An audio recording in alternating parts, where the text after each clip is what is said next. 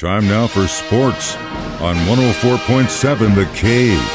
Here's Ned Reynolds. Mike the intern, Ned Reynolds in the studio on a Wednesday morning. So, another player involved in sports gets busted betting again. Yeah. You would think these guys would learn by now. I don't, in all honesty, understand it. Kid's 24 years old.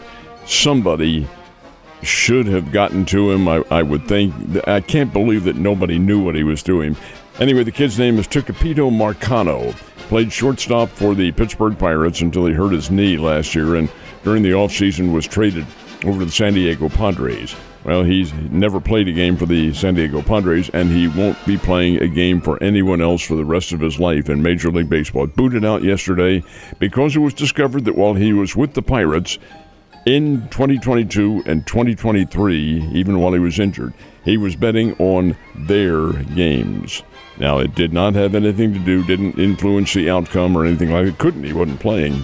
But the fact is, that's a no-no. You cannot do that, and you're automatically banned. There's no options. You are out. 24 years old, and there goes his career down the drain. Now, he was probably about a 220, 225 career batter, a pretty good fielder. But, my gosh, to ruin your career like that, does Pete Rose not mean anything to anybody anymore? That's what I'm saying. My goodness sake.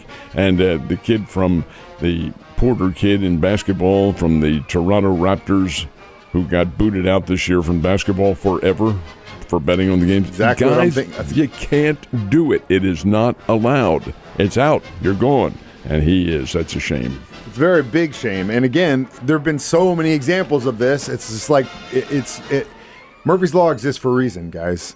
You can get away with it for a little bit. You might get away for a long time, but eventually you will get caught, especially if you do it often as this guy did. So crazy. Also crazy tennis recently. There's some drama in the tennis world. Well, lately. the French Open, of course, is the second jewel in the Grand Slam, and it is currently in progress. In fact, the championships will be decided. This is the individual championships will be decided this weekend. And Novak Djokovic, who is roaring through undefeated, withdrew yesterday, and understandably so. He was in a big match 2 days ago and hurt his knee.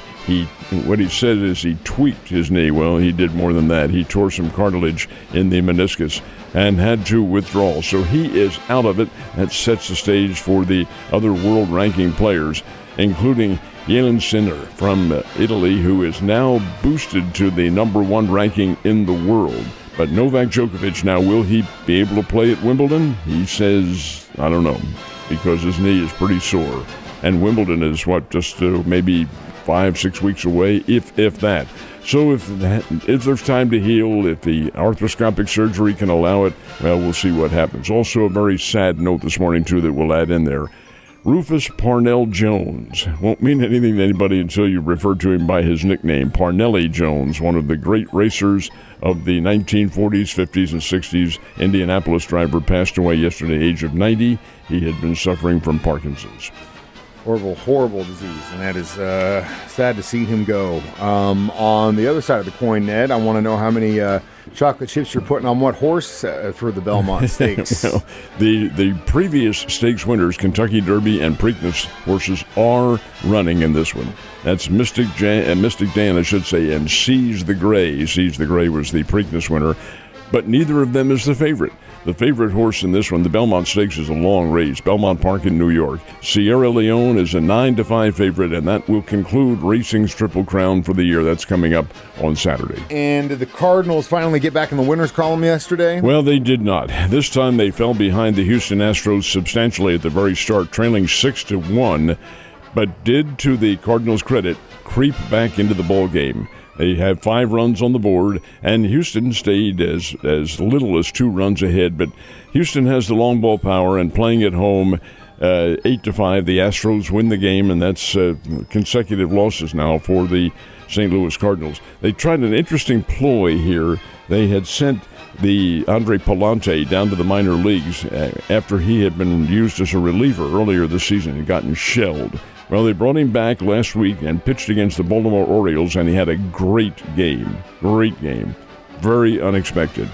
So they said, well, heck, he had that unexpected game against the O's. Let's see what he can do against the Astros tonight. Did not work. Houston belted him around pretty good and knocked Palante out in the first inning, or third inning, I should say, and then indeed the Cardinals went to work after that. So it was Houston 8, St. Louis 5, and they will play again today. This is a day game in Houston, and they'll play at noontime or 1 o'clock. And indeed, the Cardinals need to get this one. The Cardinals do come home tomorrow night to play the Colorado Rockies. They are one of the poorest teams in baseball, so a chance to get back and maybe get above 500. Need to see it soon. Royals aren't really having that much of a better situation either. They've lost, 5 in a row now? Well, it's not in a row, but they have they won Sunday. But this is the start of a big series. Yeah, against Cleveland? Cleveland Guardians. And it was a pretty good game. Now, Cleveland won it last night, 8-5, same score the Cardinals had. But Bobby Witt Jr., of the Royals' 5 runs, Bobby Witt Jr. was responsible for 4 of them. Hit 2 home runs, had 4 RBIs in the game.